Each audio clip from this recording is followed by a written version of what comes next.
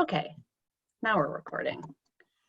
Just for everyone who is joining us, this call is being recorded. So if there's someone that's not on this call, they can view this at a later date, and that will be on our Business Resiliency Program page, which you can access from our website, brattleborodevelopment.com.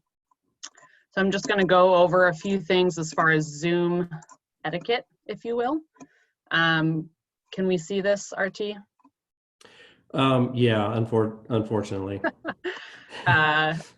Unfortunate freezing of RT's face in this, but I just wanted to highlight some things. Right now, everyone that's entering is muted, and I have the power, I guess, to unmute people. So those who will be presenting today, when it's your turn, I will go ahead and unmute you. But for those of you who've not been on Zoom before, I just wanted to show you some things down here. In your dashboard is where you mute and turn on or off your video. So feel free to keep your video on or off. If you're curious sort of who's on the call, you can click on this participants, and this box will pop up on your right-hand side that will give you the list of everybody that's in here. If you are having difficulty, or you have a question or a comment or whatever that is, really your only way to communicate is through this chat function. So feel free to use that. Again, we are recording. And then we also have this raise hand option. It might not really be pertinent to today's, but just, you know, as you are getting used to this platform, we'll be using it every week. So those are just kind of the main things that you probably want to be aware of. I'm going to go ahead and stop sharing and hand it back over to you, RT. Okay, great, thanks. Can everyone hear me okay? Actually, if you select the reactions icon, you can do a little thumbs up. I'll do that now. Great, awesome, thank you. Or you can just do it, you can do it as Adam did right on the screen. All right, well, I'm going to now share my screen to get up the PowerPoint slides. And I'm really sorry, you PowerPoint slides, you can't even get away from them in a pandemic. So I'm going to go there. There we go. All right, can you see my slides? Thumbs up? Great, all right, thank you. I have to forward my slides, went too far. Okay, so this is the agenda for today. Sarah has kindly already gone over some Zoom options and sort of the meeting protocols. I'm going to dive into the introduction and why we're all here, and then we'll go down through this agenda accordingly. We have some wonderful people who will be joining us and saying some comments about their experiences in these types of situations. I'll do that in quotes, but thank you again for joining us. Look, we have never been here before. Some of the staff at the BDCC, as well as others in this session, have navigated through a natural disaster with Hurricane Irene. Some of us have dealt with, well, we all have dealt with, the region has dealt with the closure of a nuclear power plant that is sent and is still sending shockwaves to the tune of $60 million in annual payroll. And now there's this. It's not to sound dramatic, but it may be appropriate. It's a silent blizzard that has really just begun, and the forecast is a bit unknown for us. I think some folks will touch on that here today. This is unprecedented. And it's not just here, right? It's around the world. We were on an Windham Economy Resiliency Team webinar yesterday, and Congressman Welsh so kindly joined and provided some comments, and he described the situation in a way that resonated with me by saying, the only way to stop the curve, and that's from a healthcare perspective, stop the curve of infections, is to stop the economy. And that that is a powerful statement, and it's what we're dealing with today and what we're going to try to get our arms around with and help each other deal with today. These are hard and challenging times, but I know that because we have the experience of going through, the shared experience of going through some of these difficult times, there are some amazing leaders here. So I have confidence and I have some faith as well. Excuse me. So there's going to be businesses that are going to have to face some very challenging times, and they're facing some challenging times. Some will close. In fact, one of my clients already made that decision and closed up shop earlier this week. And I don't mean for a period of time. It appears that they've just shuttered. You know, some are going to be able to get through it. Either decision is just, it's personal and based on where the business is at that particular moment in time. So we're doing these sessions. So why are we doing these sessions? We're doing these sessions to help you understand what are the resources, who are the resources, and where are the resources.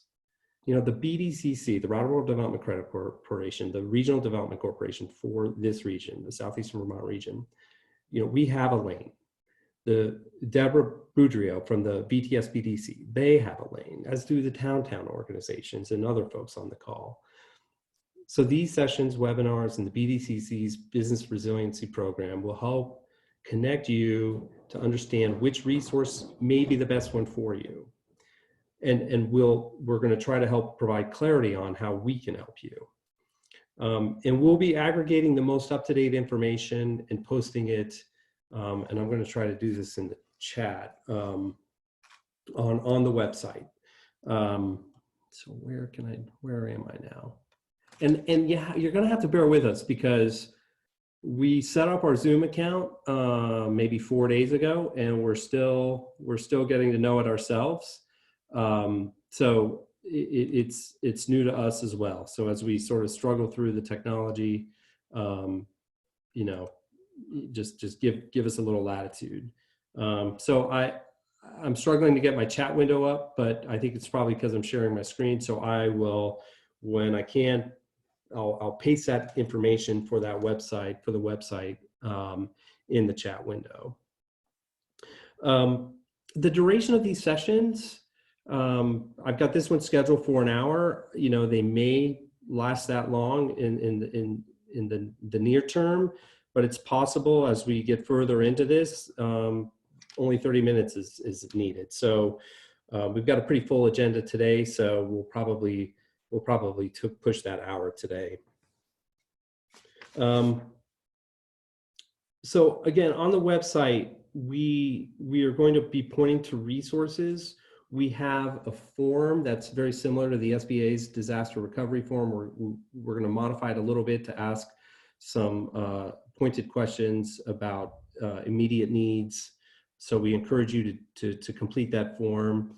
And we also are using a specific email address so folks can send their questions there prior to these sessions so that we can then research the responses appropriately and provide the answers in the next session. There's already been, because we've done some communications leading up to this particular session, there's already been some submitted. If we don't get those today, I, to be honest, only had a chance to glance at them. Then we will definitely be answering them either on the website, excuse me, or definitely in next week's session. Okay, so referring back to the agenda, can I do that? Oh, no, I'm on the agenda. We have some folks that have graciously said they would join us.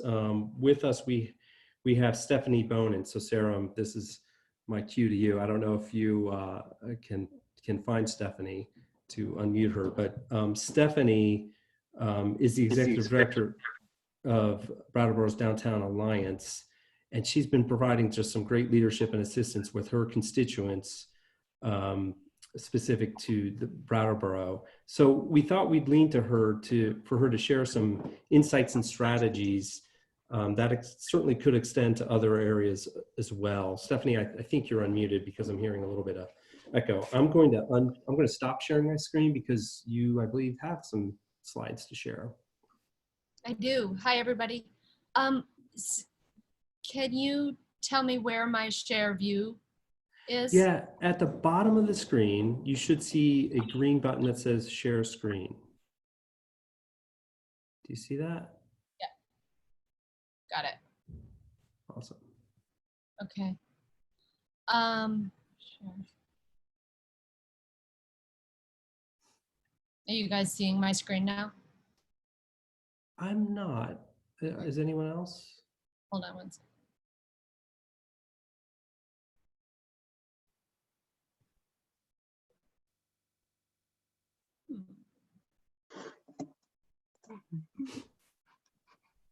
Oh, something's happening.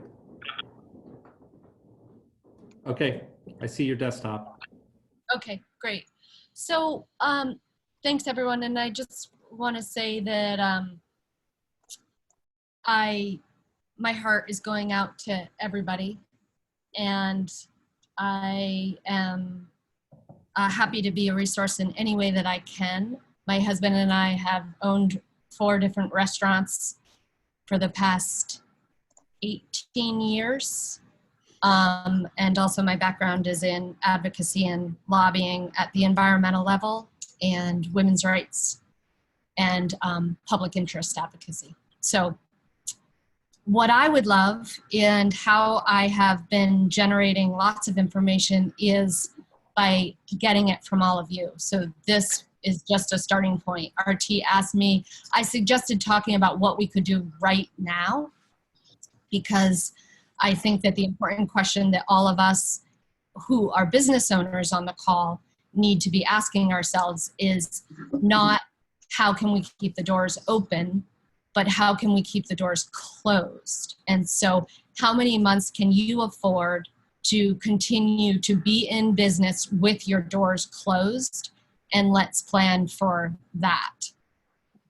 If you're in a business where you're not having to close the doors, then take what I'm saying with a grain of salt, in that at any point in your business, if you're seeing a decrease in income you want to stop the negative cash flow. So I would love for people to write in the chat windows, in the chat mechanism, what this list generates for them in terms of other ways that we can stop this negative cash flow.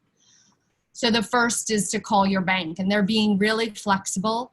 And depending on what bank you have, people are having a range of success in asking them to freeze payments, and also asking for restructuring or interest-only payments. So I've been hearing about people who have been able to get a 90-day reprieve on their business mortgage, to other people who have said, nope, we can't do anything for you. So worth a call.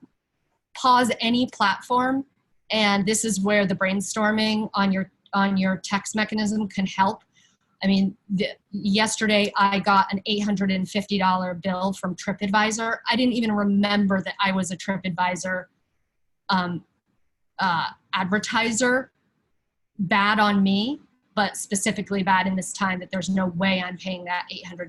So just keep an ongoing list of what platforms do you use that you can suspend, pause, cancel, get a refund on. Things that we don't think of all the time, like our email client services, like MailChimp is an example of that. Defer payment or suspend services. So don't forget that your internet is going to keep on running in your shop even when you close the door. Your cable TV is going to keep on generating a bill even if you closed your restaurant. So cancel, suspend, pause those services. Insurance, there's a lot of questions there.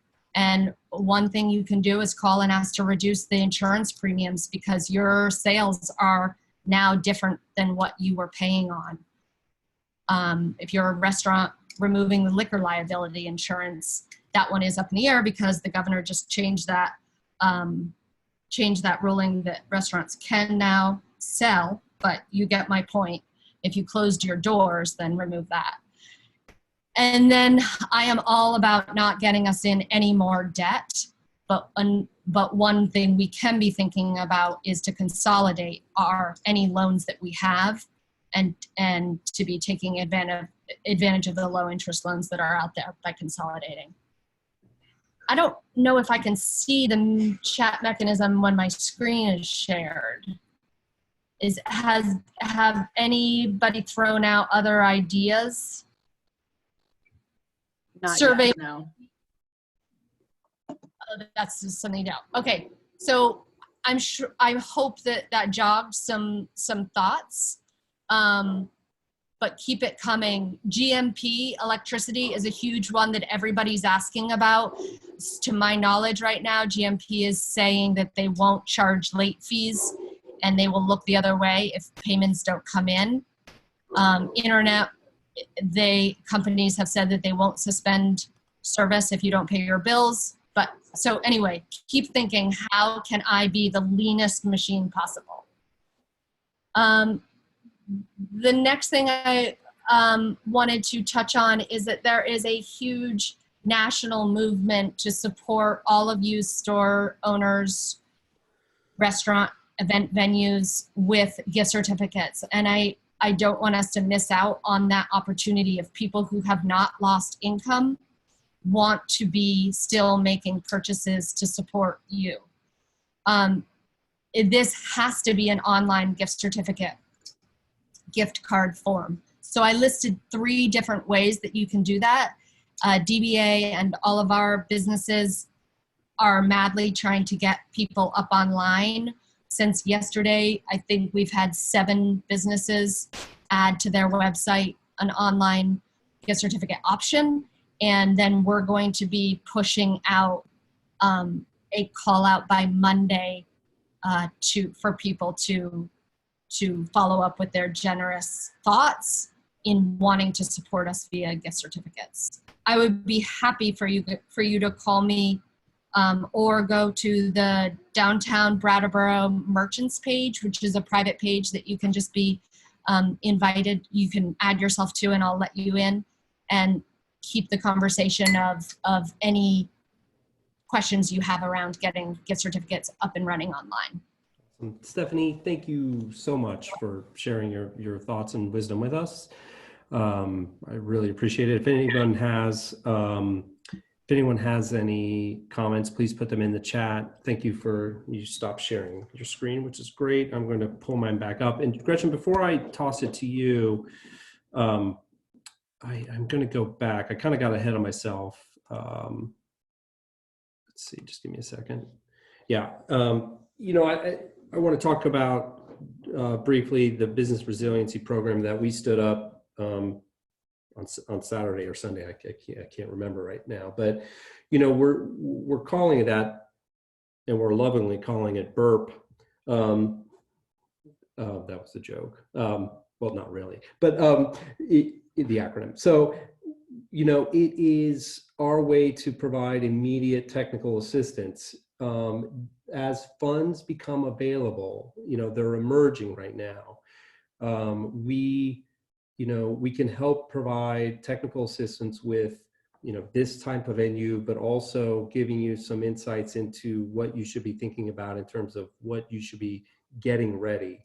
I am using a tool providing to people the ability to meet with me for a 20-minute sort of rapid assessment session. So I would encourage folks to do that. And we also have the form that I referenced to complete. And I want to be very clear about something. The SBA form that many of you have probably filled out was used to communicate to the governor, essentially, to advocate for funding. Completing that form or completing a form on our website is not providing you with funding. You have simply communicated a need. It's now up to us to then reach back out to you to help you understand what is available.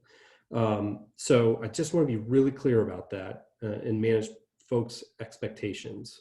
I'm going to stop sharing my screen because I want to bring in the BDCC's Executive Director, Adam Grenold. Hi, Adam. Hello.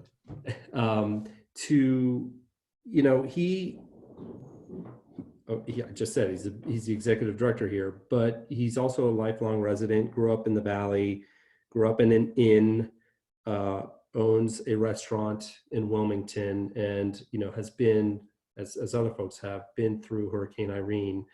And, so he's able to see a situation like this from a few different lenses. So Adam, I guess if you wouldn't mind sharing some thoughts about, your experience from a business owner, as well as the executive director, on a situation like this. Sure. Thank you, RT. So while I'm speaking today as the executive director, it's really informed by my other experiences. And I had 3 businesses during Tropical Storm Irene. And as I tried to help build those businesses back up, I also stepped into a role of both community and economic development, eventually helping secure state, federal, and philanthropic funds for the region and for business owners. So I bring that background. But I want to speak first to my experience personally as a business owner coming out of that the storm and the days right after. I don't know exactly how many days it was, but VITA very quickly propped up a loan program and we jumped on it. We got that loan and those dollars, and the timing was critical. As we saw those dollars come in, we were able to begin work. You see here on the screen, that was the restaurant underwater. That money was critical. But my wife and I made a terrible, terrible mistake when we borrowed those funds. We didn't borrow enough. My good friend down the street ran out and got funds just as quickly as we did. And at the same time that we realized we hadn't borrowed enough, he realized that he had borrowed too much. So as we start to think about how to rebuild from this situation that is continuing to change, we really need to understand what our current situation is, be able to have as much information as possible to make the right decisions at the right time. And know this, as a fellow small business owner, you are likely in shock right now, and you are certainly reacting. And I hope today that we share enough resources and information with you to help you reflect on how best to proceed and at what pace. Debt is going to be the first resource that comes into the region to help businesses. And for some people, it's going to be the right thing. For others, it will be the wrong thing. So I really want everyone to know one other really important thing. If grants come into the region, they will be too little and they will be too late. So I'm sorry to be the bearer of that message, but it is important to say here today. We need to know that, and we need to help you find the different tools to assess how best to proceed. And it's going to be up to you to make it to the point when and if those other outside resources come to the region. Lastly, I just want to promise you this. Our organization has built the knowledge and experience to attract outside resources to this region, and we will be working tirelessly to get those resources to help all of you on the call and others. I also just want to note that we had subscribed to Zoom to have more than 100 people be able to join this, but that doesn't seem to have. Yeah, it's frustrating. So we capped out at 100, but there's likely many, many others who wish they could be viewing today's webinar. So one last thing, RT really emphasized that everyone who's submitted any forms to us or anyone else, at this point, you have not applied for anything. We see subject titles and emails that say application for grant assistance, even though the folks have just completed a form that says business impact statement. So folks are just so desperate, they're not really sure what they're filling out. And we need to be very, very clear here that we are collecting information to understand the situation. We are going to bring information to everyone on this and future meetings. But at this point, no one has applied for anything. And we hope that you continue to utilize our website and other folks' website to get that important information, to assess your situation, and then choose whether to pursue debt or what other alternatives you have. So with that, I'm going to toss it back to you, RT. Great, thank you, appreciate it.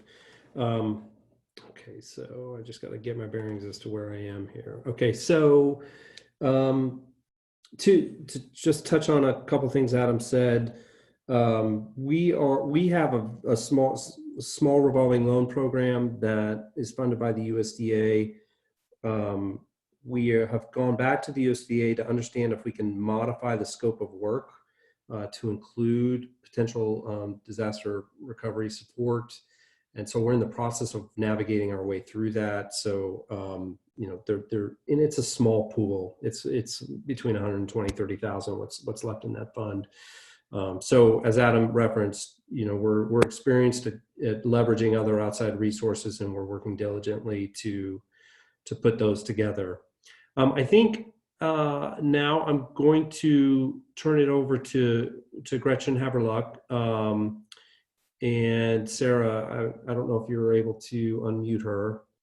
Yeah, and you just got a question though in the chat asking about what kind of information does a business need to have in hand prior to setting up a meeting with someone at BDCC? Yeah, it's referenced on our website. So if you go to the brattleborodevelopment.com website, you'll see two strips of red letters pointing to the Business Resiliency Program. And then you'll see a link to, you know, what you need to be thinking about in terms of having those discussions. And that's going to be with us or any other resource.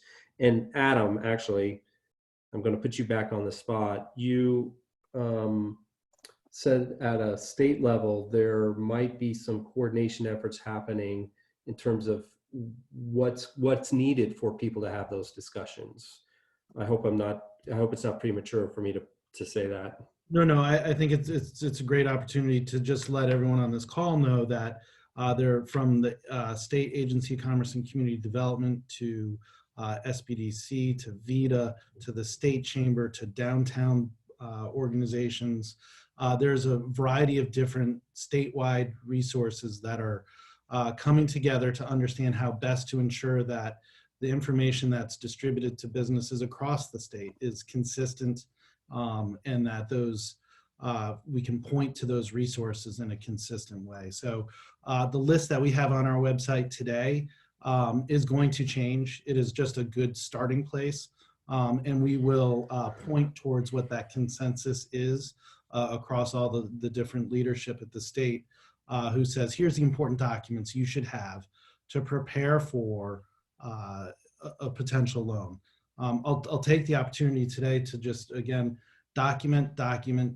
If you have expenses, document them. Make sure you keep those records, know where those records are. All of this will be important in the months ahead. Yeah, and so just very quickly, what's referenced on the website, there's a, and full disclosure, I got this from SCORE. It's a 12-month cash flow projection worksheet. You're going to want to do that. That's going to help you understand where you are today, and then with the declining revenues, where you might stand in, you know, up to 12 months from now. But, you know, before you have meetings with folks, you're going to be wanting to put together your financial statements. So at least 2 years of your financial statements, that's balance sheet, income statement, and cash flow, an impact statement, and tax returns, personal as well as business. Those are the standard documents that people are going to look for when having discussions.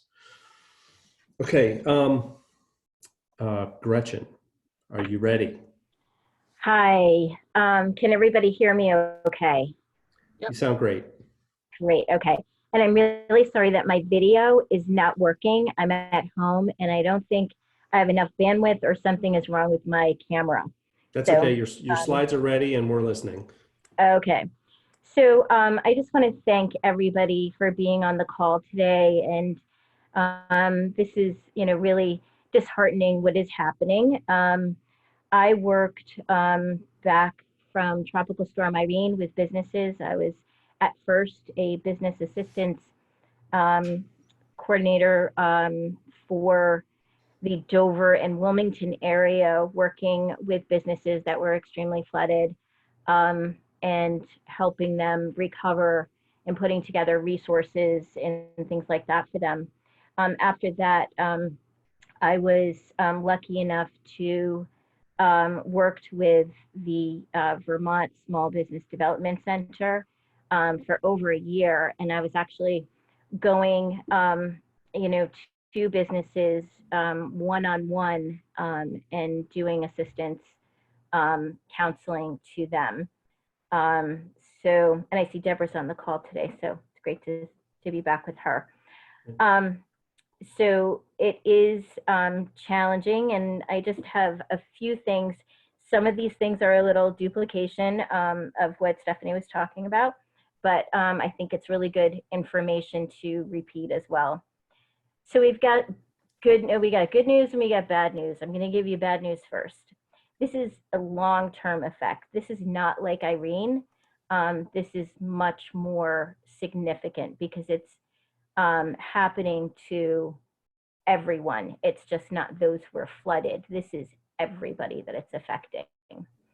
And this is going to be different for all businesses. And, from restaurants are different than, a hairdresser or those, any type of business, it's going to be different.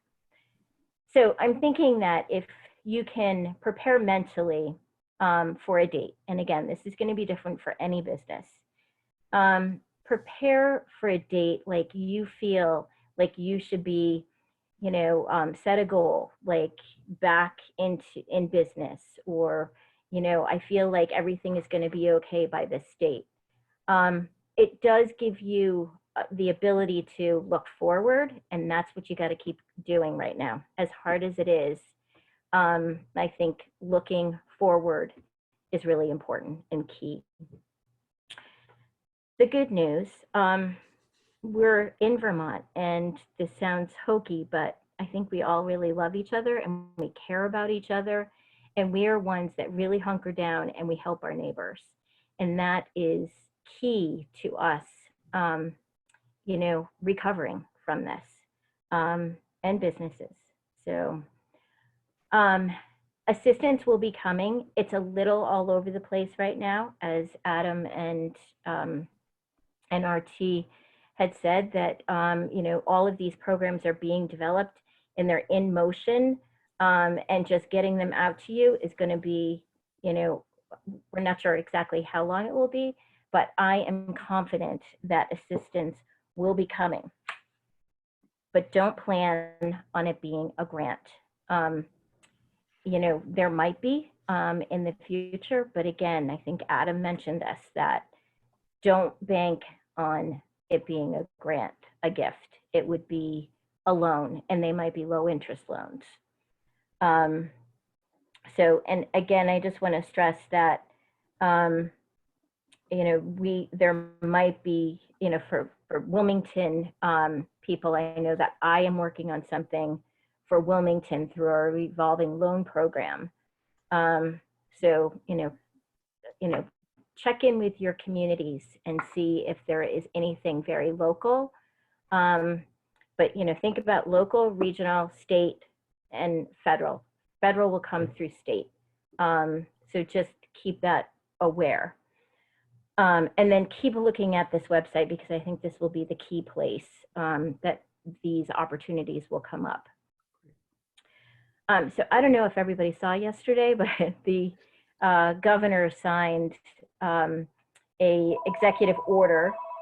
Oh, sorry. An executive order to, hold on just a sec. An executive order for restaurants to be able to sell alcohol to go.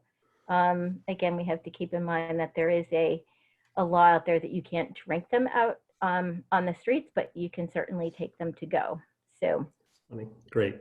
For those people that are are doing takeout, which is really super important in helping restaurants stay alive. So, Archie, you want to go to the next slide? Oh, maybe I missed it. I thought there was one. Let me see. Shoot, Deborah. Or Gretchen. Oh, Yeah. okay. So you don't have another slide? Okay. That's yeah. okay, but I'll just talk about it. Yeah. Okay. Absolutely. So, what to do now? And again, this is a little bit duplication, but I think number one, and this is the most important, and I cannot stress this enough, is self-care. You need to take care of yourselves. And that is by taking a walk, listening to music, reading a book that doesn't have anything to do with disasters. So I think those are important pieces. You know, that's number one. Again, call your creditors. Even if you feel like you can pay this month, it's important to communicate with them now. And again, call your insurance company. Stephanie had mentioned this too. Call your insurance company, because I believe that you will you might be able to get out of some cost there, as she pointed out. So I think that's another important thing.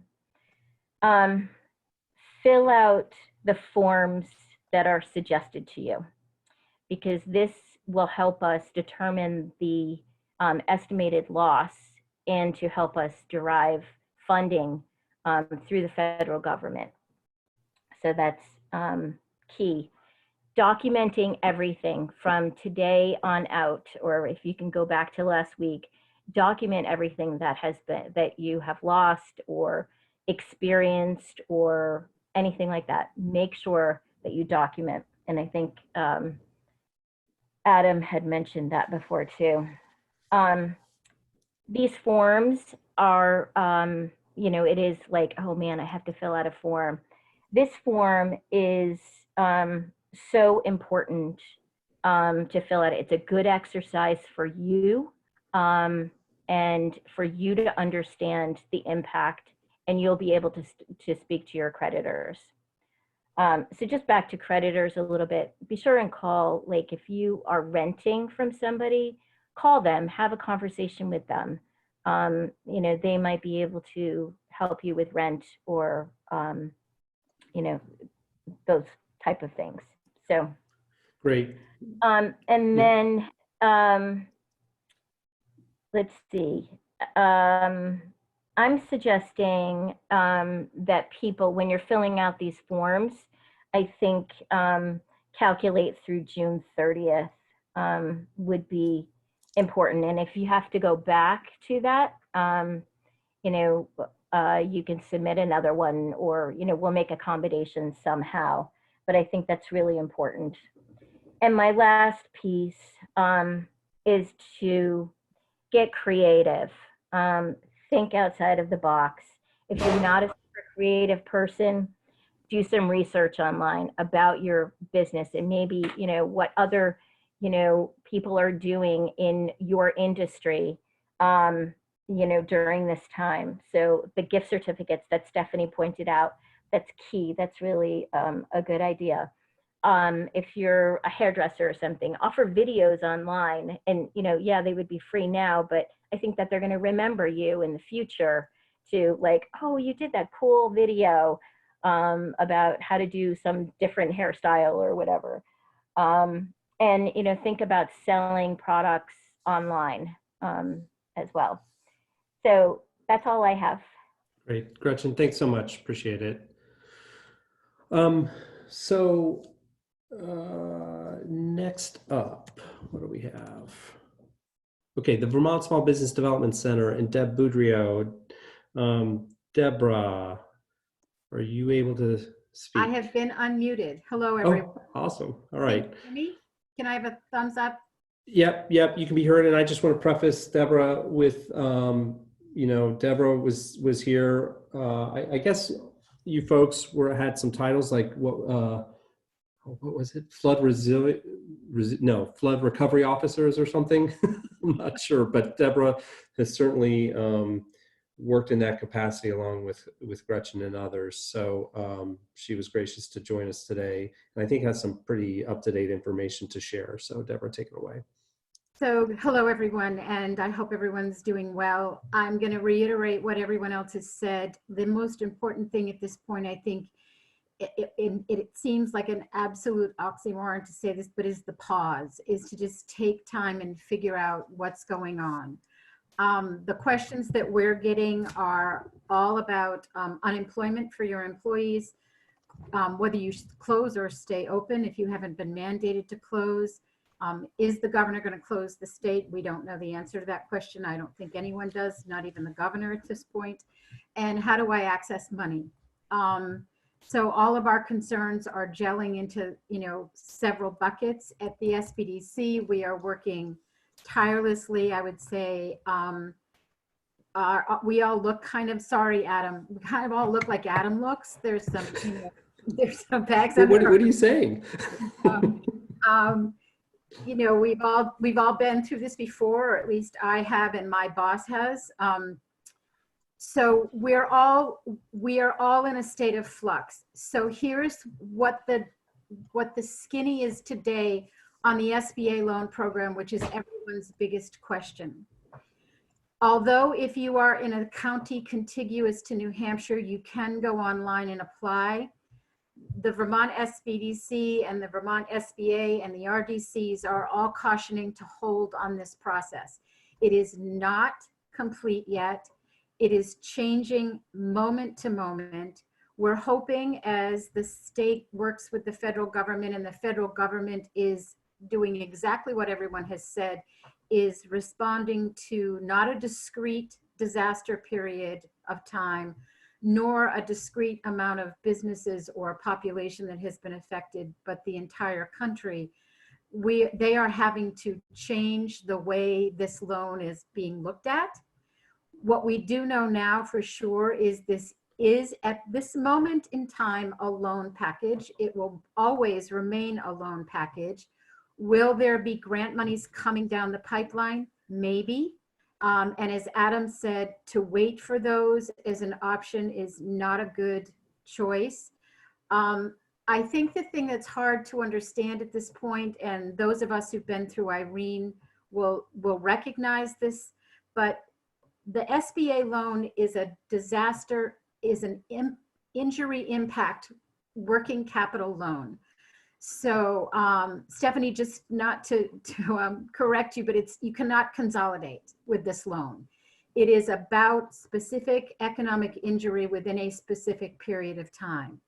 And everything that you do from this moment until when that money gets dispersed mitigates the amount of money that you could get. So when Adam was talking about the VITA loan, we do hope it comes back online. I know they're working very diligently to have that happen. But we had clients who got an amount determined by the SBA that they could borrow through the disaster loan. And by the time the monies were dispersed, they were reduced by the amount of money that they had gotten from VITA, because the government looks at this as a complete package. So that's why we want you to come to the providers to look at all of the things that are available to you to make sure that we're making, as Adam said, the right decisions at the right time with the right information all together. It must feel crazy making to everybody, because we keep saying things like, yes, but that's the situation we're in right now. I was on a meeting with the SBA partners this morning, and as we were sitting on the meeting, they were getting for your eyes only emails that were saying changes were coming through. So we're trying to record what all of those are today. They're trying to finalize them so that we can go out and tell you exactly what this loan program is going to look like. At this point, it is a 30-year term. It is 3.75% for for-profits, 2.75 for nonprofits. It is all about what everybody said. It's about documentation. The loan process is not simple, but it's not horrifying. It does need to be done preferably 99.9% of the time electronically. If you have to do it by paper, it's going to slow the process down. We have been told that the decision on whether you can get lending. And again, it's very different from a regular loan where you go to a bank and you say, I need X amount of dollars and I'm going to use some of those dollars here and some of those dollars for this. This is about you give them information, the SBA underwriter reviews the process and comes back and says, this is the dollar amount that we think you can use and you qualify for. There are some disqualifiers. We'll go over those with people personally. And so you don't know the amount of money that you're going in to lend, and you don't know what money you're going to get until you hear what that number is from the SBA. So again, it is not as clear cut as some other lending options, and they do put everything together. What we are trying to figure out right now is the loan duration and the window for which economic disaster can be determined. Again, Irene was discreet. This is going to continue. Whether people, how often, or whether people can re-up during, re-ask for more money during that process. All of those kinds of questions are the ones that they just haven't had to answer before and are now diligently working to answer. So Deborah, thank you. Do you know, will these loans require, we have one question that came in, will these loans require a personal guarantee? Most likely, yes. Yes, there is right now a portion of the loan, the first $25,000 that can be dispersed without collateral. We're cautioning again to do that, because if you need to re-up that, if you need to go beyond that amount, then you have to start again, and you do have to have collateral at that point. The SBA is not concerned whether they're in first position or not. For those of you who are lending, that's the person who gets paid back first. But they are going to require, and Adam knows this from his experience, they are going to require all of your personal collateral as well. So this is not an isolated situation where you can just go, here's my business and here's my personal. All of this again is going to go together. So here's the deal. I know we have to yeah, wrap. I'm sensitive to time because we're going to just say again, pause as much as you can. We will be communicating. The SBDC, the SBA, the RDCs, are the Agency of Commerce and Community Development. We are all working together right now as we speak and over the weekend to make sure that the delivery system of this information, the providers who will be able to give you one-on-one assistance. I'm giving one-on-one assistance now, and I'll put my email up. You have it's on the screen. Yeah. We are, for our advisors, we're chunking out a time during every single day where we're doing half-hour triage appointments, kind of like RT is doing, just so that I can get you thinking about what you need to begin to think about. But stay tuned on the loan side. Stay tuned on all of the qualifications you're going to have to meet. Please. Great. Deborah, thank you. I got to push forward. Okay. Thank you so much for joining us, and thank you again for sharing the insights, and especially the up-to-date information about the status of the loan. So the recommendation is to hold off and not, even though you might see that it's available to you, don't go submitting that form yet. Okay. RT, I went and placed Deborah's email into the chat function. So if there were some other questions that popped up, so if your question didn't get answered, please email Deborah at her email address, which is in the chat function. Great. And I'm not going to spend a lot of time on this slide because Representative Emily Kornheiser is with us, and I want to get to Emily. But, already it's been mentioned, SCORE, they're a great resource. I know they're standing up more volunteers to help businesses, the ACCD, obviously, and then VITA. And I think Emily might be touching on something related to what VITA is trying to put into place. Oop. Okay, so Emily, are you able to just say a few words? Yes, and I am Awesome. Unmuted, and my video is on. Great, Can you great. see me? Yep. Great, okay, because I can only see you and not myself. So, hello everyone. I'm gonna go through this really fast, and if people have questions afterwards, please feel free to email me, ekornheiser@ledge.state.vt.us. I'm going to share very broad information, and I'm aware that each individual situation often involves some nuance. And so the BDCC is there as a resource for that, and I'm available as a resource for that. I am on the House Commerce and Economic Development Committee. And so last Friday, when this finally felt like a very real issue for Vermont, rather than something that was happening in the rest of the world, we put together a really emergency package that is now moving through the Senate, and we're hoping it's passed out of Vermont Senate today, and then go over to the governor's office.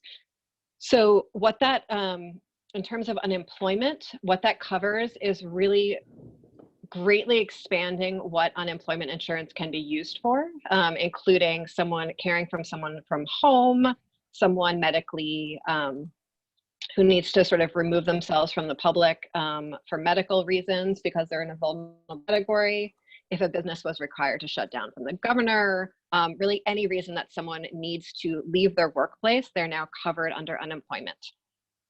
There are two essential pieces for that that I think will be very interesting to all of you. One, that piece of legislation includes a break in experience ratings for anyone who is engaged in any unemployment or layoffs as related to COVID.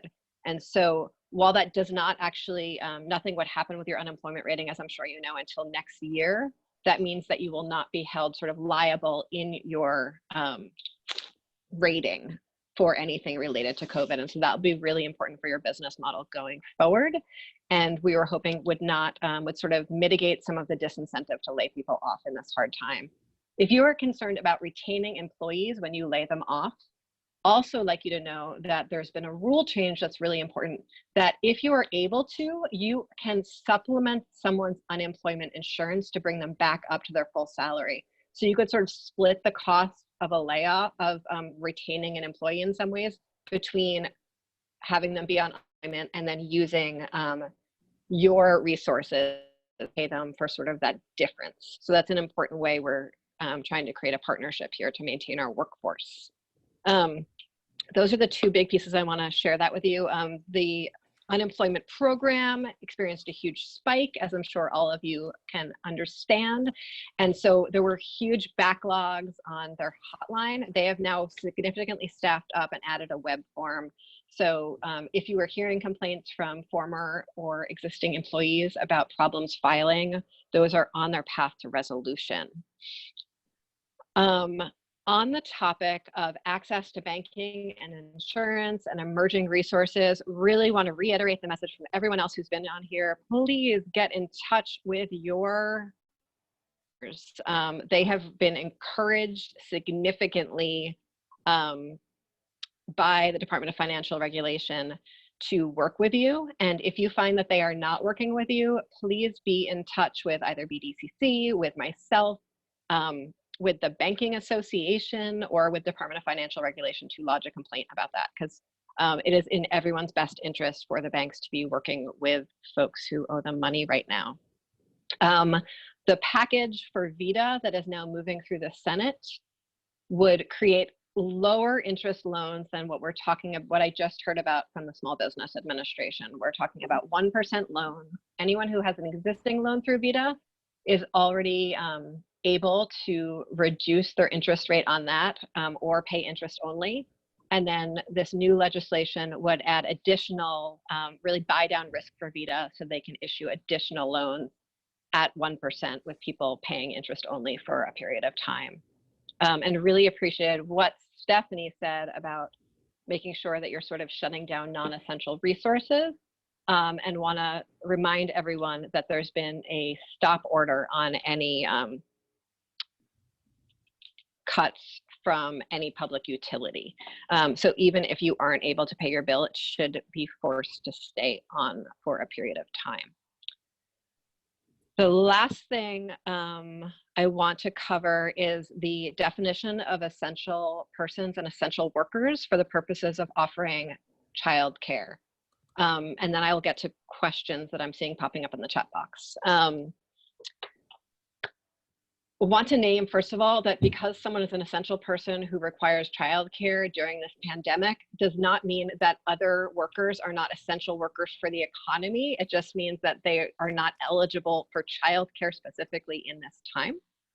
And that the list of essential employees who are eligible for childcare is a rapidly changing one.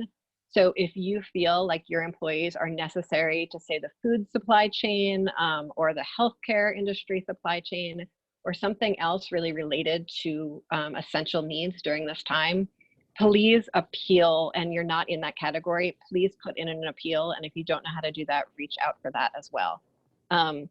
For folks who do need childcare, there are online forums circulating from both the Child Development Division with Let's Grow Kids, and an online form that sits on each school district's website. And if employees put their information in there, someone will be in touch with them shortly to find them a spot in a child care center. And I think that covers what I wanted to say in the minutes we have left. And okay. I can't see the chat box, but I saw that Steph posted something.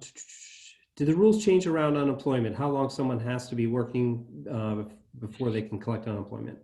Ooh, thank you. I have not actually heard that question yet, and I don't remember us putting that in the bill. That's a really good question. I think I remember that the amount of time you had to be working throughout the year had changed, but I will confirm that and let you know. Yeah, and I think they're doing a prorating is being considered based on if you're part-time, how many hours you work a week, it equates to potential unemployment coverage. Mm-hmm. And that there's also something in the federal legislation on that that our state unemployment office hasn't quite found yet. Yep. Great. Thank you so much, Emily. Oh, and just sorry, want to name one last thing. You don't need to have a start date to go back to work for this, and you don't need to be searching for work while you're unemployed under this time. Okay. Awesome. Thanks so much. Absolutely. Okay. We are at our hour mark. There were two questions that I was able to see coming into this, and I'm hoping that maybe somebody can address these, because again, it's our goal to address any questions that come in prior to the sessions. Will unemployment benefits be offered to part-time employees? I think we already talked about that a bit, but I think it's still under development. Is that the correct answer? It's these things are still in flux, essentially. And then the freelancers question, not eligible for sick pay and paid leave. I also believe that's being currently redefined. I can't offer a definitive because it's in development, but I think that's being looked at for 1099 and Adam, Sarah, can you, thank you. Yeah, thanks. On the question about sort of the gig workers, my understanding is that some of the federal legislation that's pending will allow a gig worker or an LLC owner to pay themselves under this paid leave and have that credit apply. So that is still in flux. Please look back to the website, BDCC website. We'll get specific answers to that and clarify that. Okay. Also, just before the meeting, the U.S. Treasury announced that they're going to be extending the deadline for taxes from April to July. So look for that. There's a question, where can we find more information on the option to make up the gap in pay between employees' normal paycheck and their unemployment check? That's a question I would have to research, so we can take that and get it prepped for next week. There's a question about, will the PowerPoints be put online? Of course, we will post the PowerPoints on the BURP page, the Brattleboro BDCC Business Resiliency page. Thank you. It's been a full hour, but I want to thank everyone for participating. Again, I want to reemphasize this point. If you've submitted the SBA form, or if you've completed one of our forms, it's a way in which we are collecting data so that we can define the need and express that to funders, federal funders, state funders, etc. We will be following up with you if you have submitted that, but it's, as Adam said, it's not an application. Just because you submitted that, it's not an application in any way. we have to get our ducks in a row and understand what the demand is before we can move forward and develop programs to respond to this situation. Thank you so much. Check the website. We will do this again in a week. So Fridays at 2, we'll be doing this every week. If we have enough content to fill an hour, we'll fill an hour. If it's not enough content to fill an hour, then we won't go for that full distance. But thank you so much, and stay strong. Stay strong. Have a good afternoon.